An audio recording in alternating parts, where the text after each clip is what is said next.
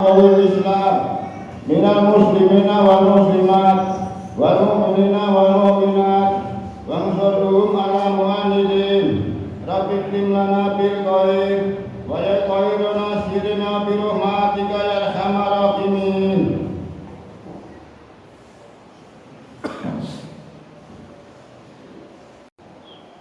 Allahu Akbar. Allahu Akbar. Allahu Akbar. Allahu Akbar. Allahu Akbar. Allahu Akbar kabira walhamdulillahi katsira wa subhanallahi bukratan wa asila. Alhamdulillahil azimi jalalu al-katsiri nawalu al-maqsudi fil wujudi karamuhu wa ifdalu hamdan yastamiru takruhu hamdan yastamiru takraruhu fi kullihim wa tantasiru barakatuhu fil ayami wa syuhuri wa sinin. Asyhadu an la ilaha illallah wa la syarika lahu syahadatan mu'linatan bihal lisan wa musaddaqatan bihal arkanu wal janan wa asyhadu anna sayyidana Muhammadan abduhu wa rasuluhu wa aminu wahyihi alladhi ta'ayyana 'alal ummati tasdiquhu wa qabuluhu. Allahumma shalli wa sallim ala sayyidina Muhammad ma tanaffasa subhul masyarrati an wajhi syahidi fi kulli jum'atin wa'id. Amma ba'd, ibadallah, usikum wa nafsi bitaqwallah faqad fazal muttaqun. Wa qala Allah ta'ala a'udzu billahi minasy syaithanir rajim. Ittaqullaha haqqa tuqatih wa la tamutunna illa wa antum muslimun. Wa qala Allah ta'ala wa may yu'azzim sya'airillah fa innaha min taqwal qulub. Allahu akbar, Allahu akbar, Allahu akbar. Maha besar Allah yang bertasbih memujinya seluruh makhluk di alam. Maha agung Allah, pengatur siang dan malam. Sholawat serta salam semoga selalu tercurah bagi junjungan kita Nabi Muhammad SAW, juga bagi keluarga serta sahabat-sahabat beliau yang setia.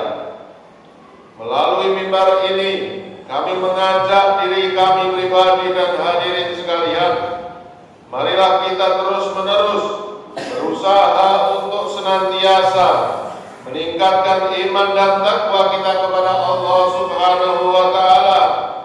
Ajakan untuk meningkatkan iman dan takwa ini dalam artian mematuhi serta menjalankan apa yang telah menjadi perintah-perintah Allah Subhanahu wa Ta'ala dan menjauhi segala apa-apa yang telah dilarang oleh Allah Subhanahu wa Ta'ala. Ya Allah, Ya Rabb, kokohkan iman dan takwa kami. Ya Rabb, kepadamu kami mengadukan apa-apa yang menimpa diri kami, juga keluarga kami, masyarakat kami. Di zaman yang penuh dengan fitnah-fitnah ini, ya Allah, kuatkanlah kesabaran kami dan seluruh umat Islam dimanapun berada, terutama umat Islam di negeri kami ini, ya Allah. Jagalah persatuan mereka. Kami berlindung kepadamu dari segala cobaan yang dapat menggoyahkan kesabaran. Ya Allah, angkatlah segala macam bentuk bala dan musibah. Ya Allah, wahai yang maha pendengar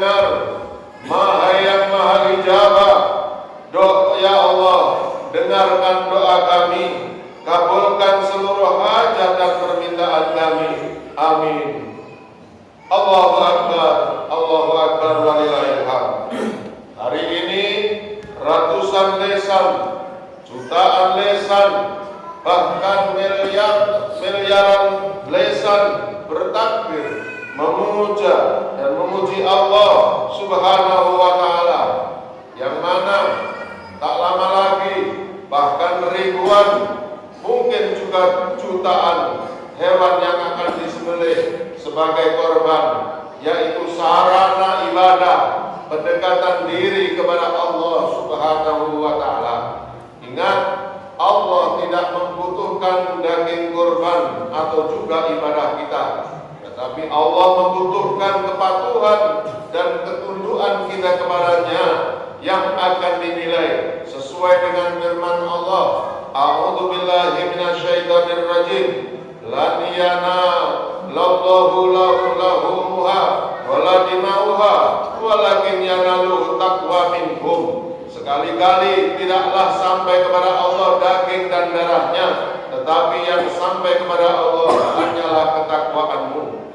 Bagi mereka yang mampu dan mau berkorban, Allah menjanjikan pahala yang besar bagi mereka yang mampu. Namun tak mau, bila mana mereka yang mampu tak mau berkorban. Dalam hadis Rasulullah SAW bersabda, barang siapa yang mempunyai kelonggaran namun enggan berkorban, hendaklah menjauh dari masjidku, kata Rasulullah SAW. Sedang bagi mereka yang tidak mampu berkorban, tidak perlu berkecil hati. Mereka masih banyak sarana ibadah yang lain yang akan menjadikan kita dekat dengan Allah. Dan bagi mereka yang tidak mampu berkorban, pada dasarnya telah berkorban. Bahkan tangan Rasulullah SAW sendiri telah berkorban bagi mereka. Karena dalam sebuah hari raya, Rasulullah SAW pernah menyembelih seekor domba sambil berucap, "Ya Allah, terimalah korban ini dari umatku yang tak mampu untuk berkorban." Allahu Akbar, Allahu Akbar, walillahil hamd. Pada setiap hari raya, ingatan kita akan terkenang kepada pengorbanan besar sepanjang sejarah, yaitu pengorbanan Nabi Ismail alaihissalam dan istri beliau Siti Hajar. Dengan kata lain, satu keluarga secara keseluruhan memiliki keimanan dan ketakwaan yang kokoh, sekaligus juga kesabaran dan ketakwaan.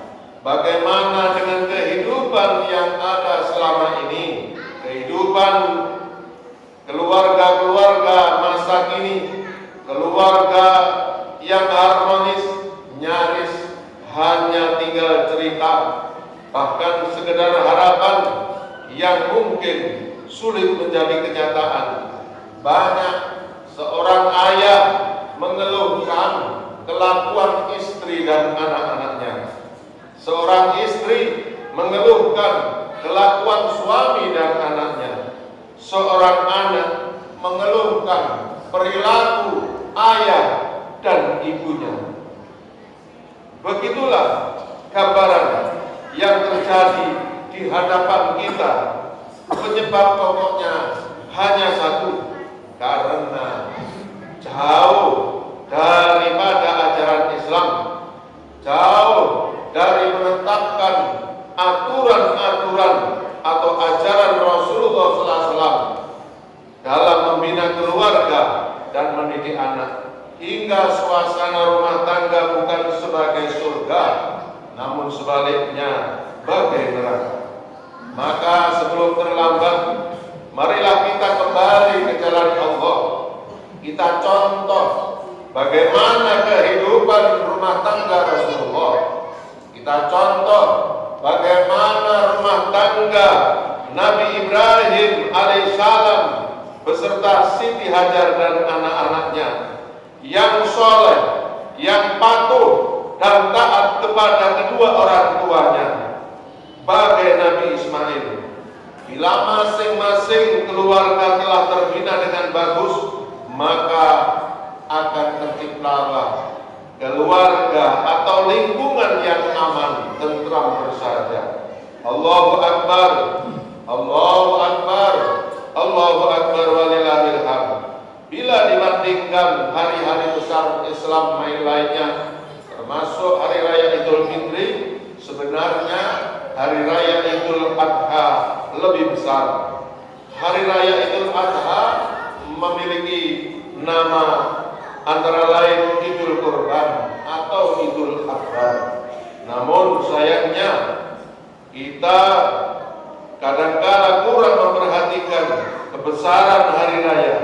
Sejak tanggal 9 Dzulhijjah hingga sebelum waktu asar tanggal 13 nanti merupakan hari raya yang diperbolehkan bagi seseorang untuk menyembelih hewan kurban atau yang namanya hari tasrik. Hari-hari tersebut termasuk hari yang suci. Semestinya kita jaga kesuciannya dengan memperbanyak melakukan amal-amal kebaikan.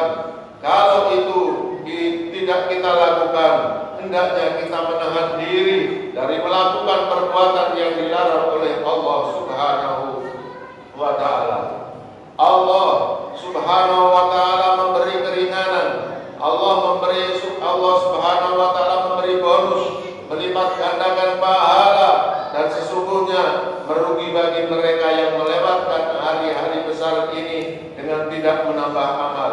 Dan amat celaka lagi bagi mereka yang di hari yang mulia ini justru berbuat maksiat atau memperbanyak dosa. Na'udzubillah summa na'udzubillah. Karena sangat penting masalah ini, sampai sebuah riwayat disebutkan barang siapa yang bermaksiat di hari raya diumpamakan bagai mereka bermaksiat kepada Allah di hari kiamat. Hari kiamat, bulan dan bintang pecah berhamburan, gunung-gunung hancur menjadi debu, lautan tumpah ke darat. Saat bumi menelan seluruh apa yang ada di atasnya, seluruh makhluk ketakutan untuk menghadap Allah. Malaikat jin, setan, manusia, termasuk benda semuanya takut kepada murka Allah.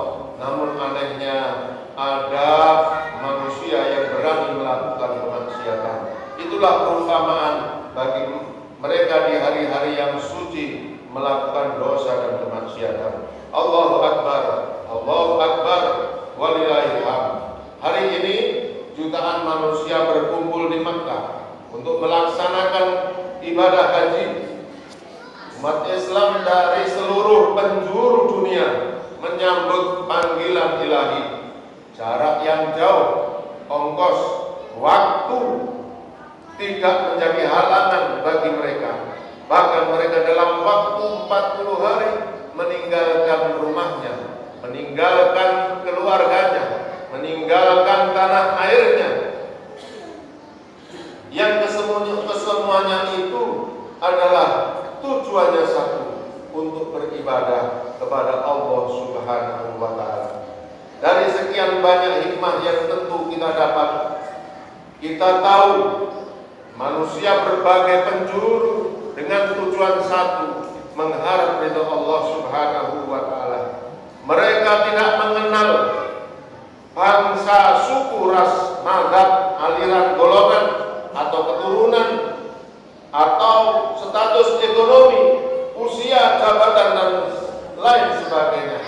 Kesemuanya sama, memakai kain ihram berwarna putih. Tentu tidak ada pemandangan yang begitu indah di dunia ini kecuali ibadah yang terjadi di Mekah, yaitu ibadah haji. Kita lihat di padang Arafah, dengan tujuan sama mereka mendekatkan diri kepada Allah. Inilah hakikat ajaran baginda Nabi Muhammad SAW,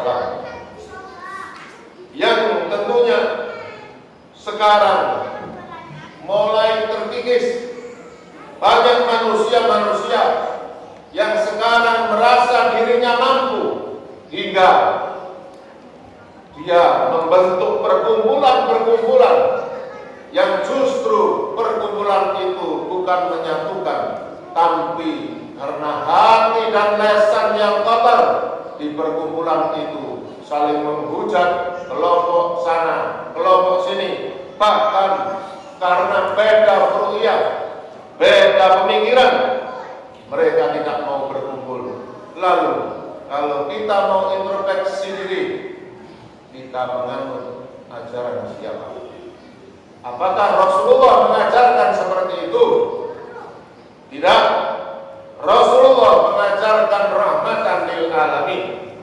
Rasulullah mengajarkan kepada kita mengutamakan persatuan dan kesatuan.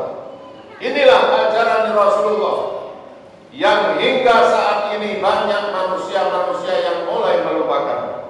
Wahai hadirin, kita bertanggung jawab, jangan sampai lesan kita karena perbedaan pendapat, perbedaan mazhab, perbedaan pilihan dalam menentukan pemimpin atau di dalam pemilu.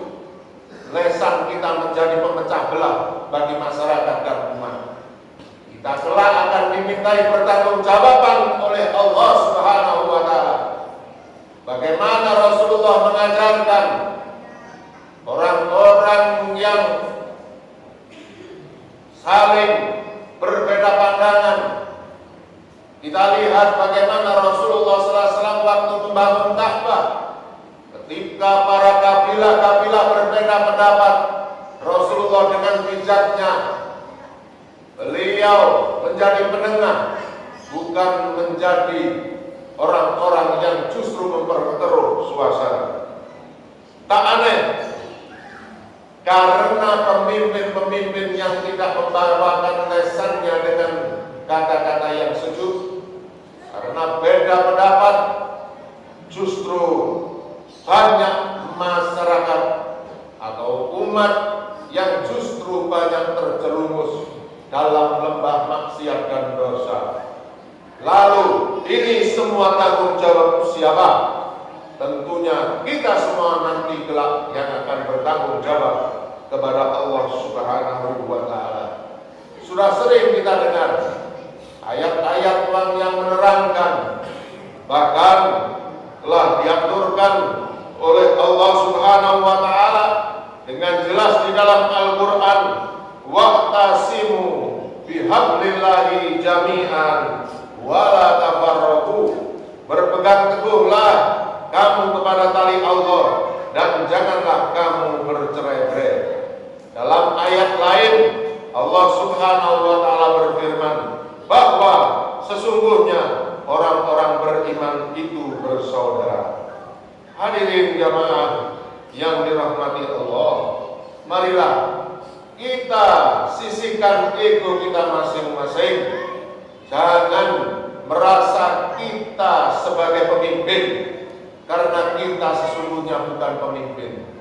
Kita bukan ahli hujah, karena menurut syariat orang-orang yang diperbolehkan untuk memiliki hujah atau memiliki fatwa adalah orang-orang yang benar-benar teruji. Di antaranya harus memiliki syarat-syarat kriteria yang telah ditentukan oleh pendahulu-pendahulu. Bagaimana para ulama-ulama terdahulu begitu berhati-hati mengeluarkan fatwanya.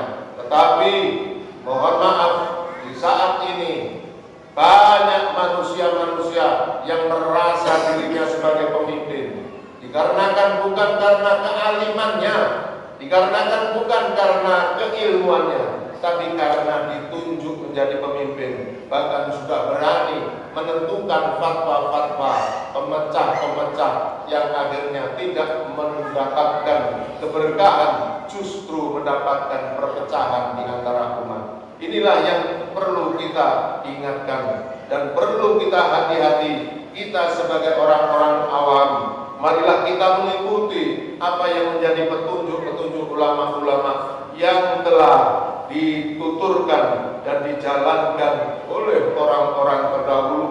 Begitu indah persaudaraan, persatuan orang-orang dulu, menjadi satu dalam satu ibadah, menjadi satu dalam satu kekuatan yang begitu besar, yang agung, yang mungkin kita perlu merintis hingga saat ini. Bagaimanapun persatuan dan kesatuan harus kita usahakan semaksimal mungkin. Bahkan Rasulullah SAW bersabda, ayuhan nas isma'u minni ubayyinu lakum fa inni la adri la'alli la'alqakum ba'da alama ba'da ami hada fi mauqifi hada. Wahai segenap umat manusia, dengarkanlah aku akan menerangkan hal-hal yang pokok yang penting bagi kalian, dan aku tidak tahu kemungkinan khutbahku ini di tempat ini adalah khutbah terakhir. Wahai manusia, sesungguhnya darah dan hartamu adalah suci, sebagaimana sucinya tempat ini dan bulan ini sampai kamu sekalian menghadap Allah. Pada saat itu kamu akan dimintai pertanggungjawaban atas semua perbuatan yang telah kamu lakukan. Selanjutnya beliau bersabda, perhatikanlah kata-kataku, kutinggalkan kepadamu. Apabila kamu bertegang teguh kepadanya, kamu takkan sesat untuk selama-lamanya, yaitu kitabullah dan sunnah Rasulullah SAW. Wahai manusia, dengar dan perhatikan kata-kataku ini, bahwa setiap muslim adalah saudara muslim yang lain. Kaum muslimin seluruhnya adalah bersaudara.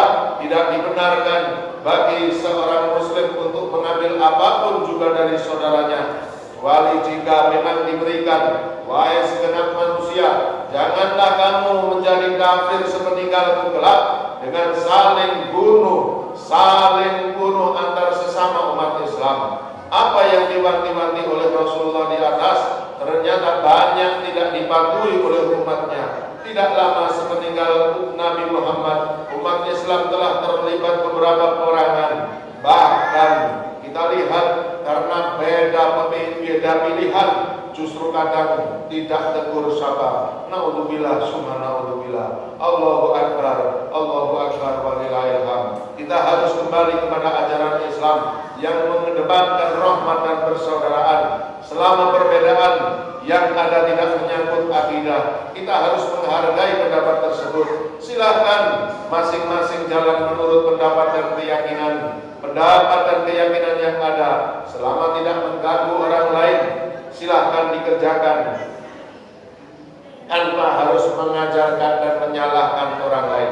Dakwah dalam artian sesungguhnya adalah mengajak, bukan menginjak. Mengingatkan kepada umat Islam yang lalai terhadap Allah dan ajarannya agar kembali sadar. Dakwah juga berarti mengajak atau memperkenalkan ajaran Islam kepada mereka yang non-Islam. Namun kedua artian dakwah di atas malah jarang dilakukan oleh umat Islam. Yang sering dilakukan hanya dakwah yang memperkenalkan aliran, memperkenalkan kelompok, memperkenalkan masjidnya, memperkenalkan musolanya, memperkenalkan surahnya.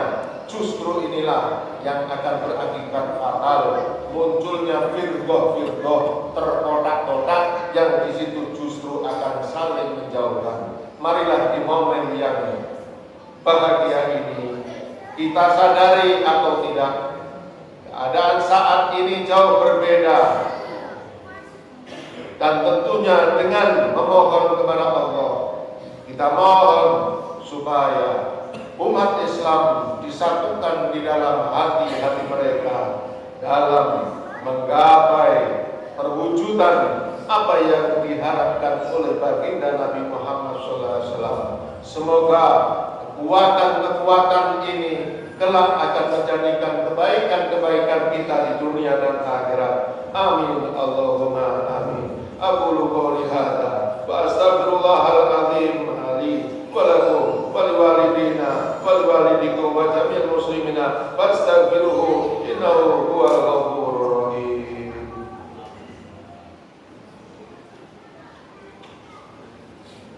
Allahumma sholli ala sayyidina Muhammad wa ala ali sayyidina Muhammad.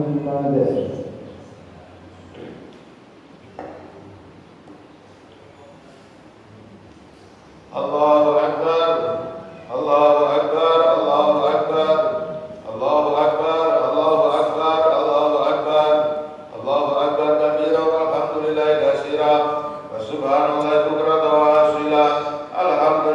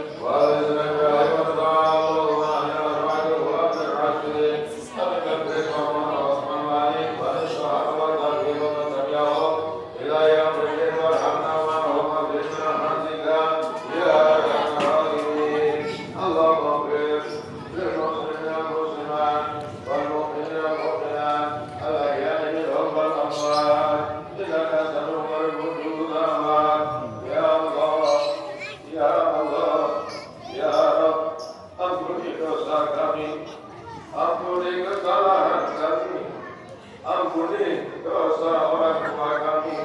Selamatkan kami semua ya Allah dari berbagai bala dan bencana. Ya Allah, ya Rabb, hanya kepadamu kami bersujud, hanya kepadamu kami memohon, hanya di pintu-Mu kami meminta, hanya kepadamu ya Allah. Tangan-tangan yang berlumuran dosa ini memohon ampunan-Mu dan memohon ijabah-Mu. Ya Allah, kami memiliki banyak permasalahan. Selesaikanlah permasalahan kami. Ya Allah, sesungguhnya kami malu bersimpuh di pintu-Mu karena jasad-jasad kami yang selama ini selalu menjauh dari-Mu. Anggota tubuh kami lebih banyak mengikuti perintah nafsu ketimbang perintah-Mu. Jasad-jasad ini berlumuran dosa ya Allah. Lisan kami geluh untuk memohon dan berdoa, karena lisan yang berucap dengan doa ini lisan yang berlumuran dosa ya Allah. Di hari yang mustajabah ini kami memohon ampunan-Mu, kami bertobat kepada-Mu ya Rabb. Terimalah tobat-tobat kami, terimalah tobat kami ya Allah. Lisan yang geluh dengan lumur dosa, tangan-tangan yang dengan lumur dosa ini ya Allah, menguntungkan berani mengutarakan permohonan. Kasihanilah kami, rahmatilah kami, tolonglah kami ya Allah. Ya Allah, jangan Kau keraskan hati kami, lunakkan hati kami ya Allah, agar kami bisa menerima nasihat, agar kami bisa mudah menjalankan perintah-Mu dan perintah Nabi Muhammad sallallahu alaihi wasallam.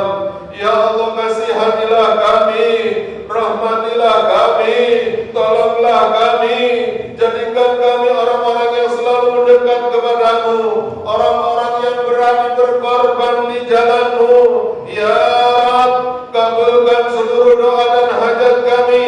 Bagaimana kami akan menerangkan, sedang Engkau maha dekat, sedang Engkau maha tahu, sedang Engkau maha segala-galanya. Engkau mengetahui apa yang tersirat di dalam hati-hati kami. Ya Allah, ya Allah, Engkau mengetahui apa yang menjadi kebutuhan kami. Kabulkan ya Allah, kabulkan ya Allah, kabulkan ya Allah. Ya Allah, khususnya saudara-saudara kami yang baru melaksanakan ibadah haji, terimalah ibadah mereka, terimalah ibadah mereka, selamatkan mereka, sehatkan mereka, jadikanlah mereka haji yang mabrur, kembalikan kepada keluarganya ya Allah.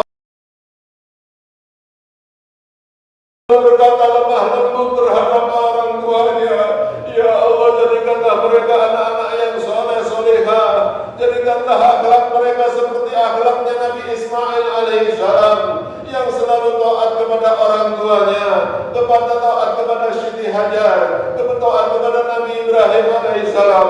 Begitu pula anak-anak kami ya Allah. Rabbana la tuzigh qulubana ba'da idh hadaitana wa hab lana min ladunka rahmah innaka antal wahhab. Rabbana ighfir lana wa li ikhwanina alladhina sabaquna bil iman wa la taj'al fi qulubina ghillan lil ladzina amanu rabbana innaka ra'ufur rahim. Rabbana zalamna anfusana wa illam taghfir lana wa tarhamna lanakunanna minal khasirin. Rabbana ighfir lana wa li walidayna wa li walidayna warhamhuma kama rabbayana shighara. Rabbana atina fid dunya hasanah fil akhirati hasanah wa qina adzabannar. Walhamdulillahi rabbil alamin. Alhamdulillah. Berkata dengan sahabat doa barakan menjadi berkah barakah dan manfaatnya karena Allah mewakili pribadi keluarga di Pondok Pesantren Riyadhus Shalihin mengucapkan selamat hari raya Idul Adha 1444 minal aidin wal faizin izin mohon maaf lahir batin lan kula suwun sedaya mawon atas biasane boten usah tunjuk-tunjukan kita ngumpul bebarengan dan mriki insyaallah hari ini yang sudah ada dan masjid mriki yang diamanatkan ada 2 ekor kambing sapi lan kambinge kula dereng itu iso nek ngono kula dereng itu ayo dikerjakan bareng-bareng iki boten hajate kula tapi hajat semua umat Islam dan insyaallah seperti yang sudah saya sampaikan berapapun yang diamanatkan di sini tetap akan kita bagi ngantos dungo seperti biasa nih, boten usah sumelang. Sampun ini oleh perdu siji untuk kakak satu itu tetap dibagi sampai tekan dungo karena ibadah hari raya itu boten lomba ake-akean belek sapi atau wedhus tapi adalah ibadah persatuan. Jadi lek iso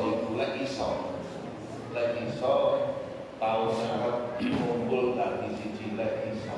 Tapi saya sudah mengingatkan karena itu pesan Rasulullah, wong ini gak gelem niku urusannya besok kali Rasulullah kali sudah menyampaikan. Oke, lek iso karena ibadah kurban ibadah persatuan